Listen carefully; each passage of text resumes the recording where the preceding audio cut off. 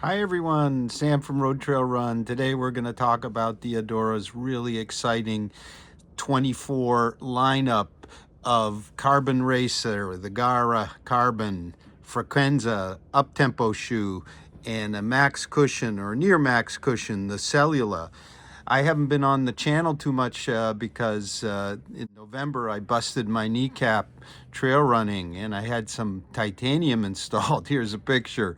But I am back at it, and I've been running about 30 miles a week, and I even got a little bit more kind of speedy stuff going yesterday in the rain in the Gara Carbon. So, what has Diadora done here with this lineup? Well, essentially, I think they've come up with a really good three-shoe rotation. So you can race in the Carbon, the Gara Carbon.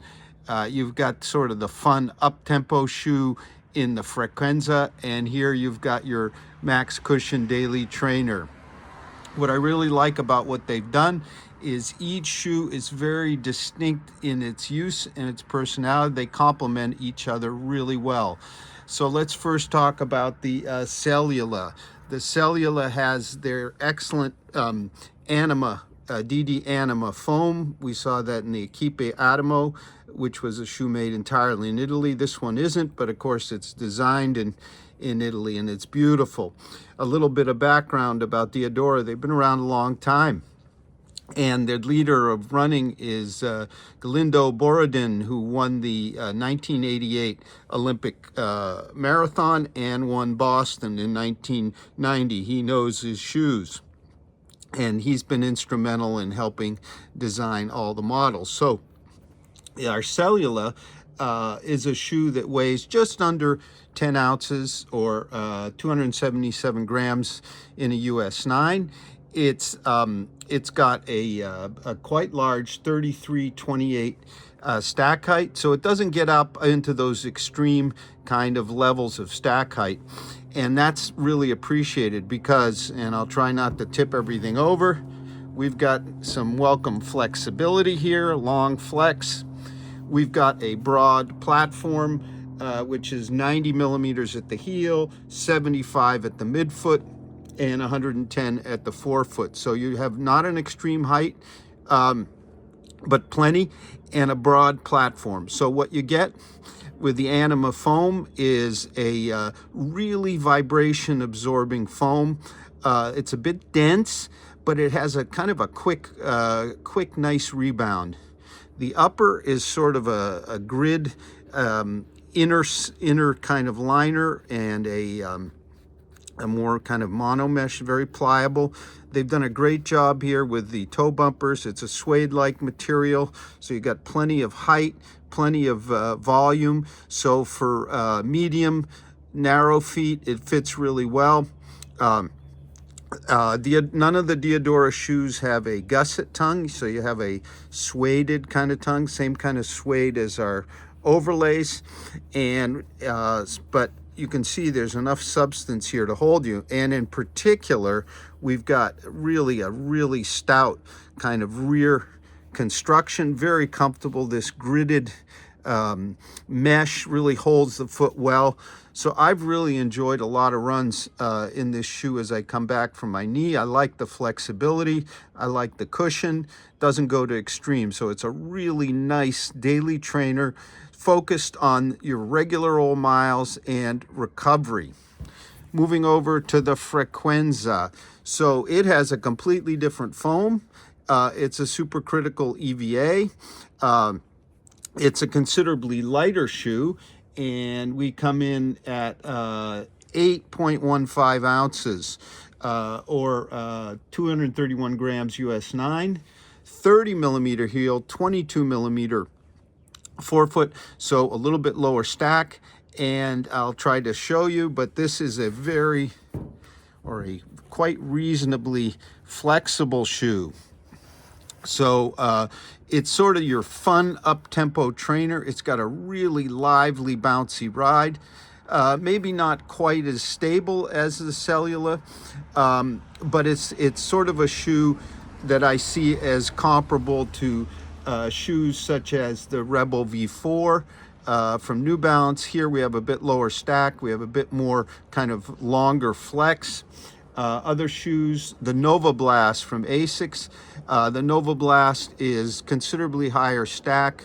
You're a little bit more, not quite as kind of connected to the ground. This is a bit of a old school ride with a new school foam. So it's really kind of a fun kind of shoe. It actually reminds me a lot of the Puma Liberate with a little bit more kind of substance to it. Maybe even a Kinvara with more bounce, maybe a touch less stability.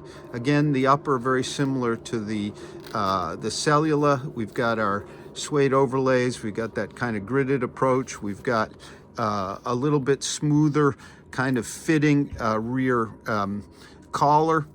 Still very substantial hold, kind of essential with such a light kind of upper. Again, no gusset tongue here, suede tongue. Now let's move on to the Gara Carbon. This is Diadora's pinnacle race shoe, and it is a bit unusual design. I'll see if we can show you here. It's very kind of flat in geometry. However, what's really neat about it is it's very stable, very kind of planted on the ground towards the rear of the shoe. You see that big outrigger, and you can see there's very little kind of carving out except for the midfoot. I was a bit worried about the outsole. I've got about 12 miles on them now, including on really gritty sand. And unlike some of your other supercritical foam shoes, and here we have a Piba midsole, you can see it's quite soft. There's not much rubber. I am seeing zero wear here, and I'm not seeing any of sort of the characteristic kind of scuffing you see with a Vaporfly 4%. I'm really quite stunned. Up front, we've got a really copious amount of rubber. Yesterday, I took them out in the rain, my fastest run since I busted my knee, and kind of one of the longest, fastest runs. I ran 8:39 per mile, nothing fancy even for me, but they were very accommodating at that pace. So I could see this being a really nice marathon shoe for me. Now the upper, yeah, we do have the kind of suede tongue, as we have in the others, but we have a matrix upper here, similar to what we have or the same from the same company as what Solomon uses. Very thin, but the Kevlar, you see the black stripes here, allow for a lot of hold and a lot of room as well. This is a very roomy, comfortable upper. We come in terms of weight, and let me get to that. We come in at 7.7 ounces, 218 grams in a US 9, with a 39-34 stack height, so pretty much the maximum. This is a 5mm drop shoe, so with that lower drop, you get a bit of additional weight in the mix. It fits, no question, true to size, and the hold is really good. So a big part of the hold advantage here is a really stout, much stouter than usual heel counter, well lined. You can see it's completely lined on the inside, so you're super well held in this light upper. So they didn't skimp at all in that department. Now we got some planes coming over. I'm going to take a look. No, it's not the Italians. They were flying by. They're actually visiting our airport here on the way to somewhere. But you can see that lining showing through. And yesterday in the rain, they only gained 10 grams per shoe in weight, so it doesn't absorb much water. Outsole grip was good on dry and wet road, not so good on all the sand, that's the wet sand, kind of muddy sand from all of our recent storms. So Diadora has really pulled off something special here with a Coherent, all of a piece rotation for the runner, all new shoes, all all brand new, each with different foam. So they're really making a statement here. And thinking back, it reminds me of the emergence of the endorphin line from Saucony all of a sudden with, the Pro, the Speed, and the Shift. And here they've given the shoes even a bit more distinct characters with your racer, your up-tempo, and your daily trainer. So very impressed with what Diadora has done here. Now, in terms of comparables to our Cellula, the ones that come to mind here are the Saucony Ride 17. Here we've got a little bit firmer ride, a little more dialed in upper. They're all true to size for me. And I think this is not quite as bouncy, but a steadier presence. Another one that comes to mind, the New Balance 1080, the latest version. Very soft, very sloppy upper, really, for me. Kind of all about comfort, a bit less about performance running. Another one, Brooks Glycerin with the regular upper, not the Stealth Fit. Again, a great foam, but not much of an upper to kind of keep up with it. In terms of the Frequenza, as I said before, some of the ones that come to mind here with the Frequenza would be the Rebel V4, which is probably a little kind of more up-tempo focused, less flexible. The Puma Liberate Nitro from a few years ago, but here we got more shoe. Oh yes, and the Nike Invincible Run 1 and 2, not the 3. Similar kind of energy, a bit more control here, a bit more kind of geometry that and heel counter and construction that kind of keeps you a little bit more stable. In terms of the Gara Carbon, and we have multi-test reviews of all of them.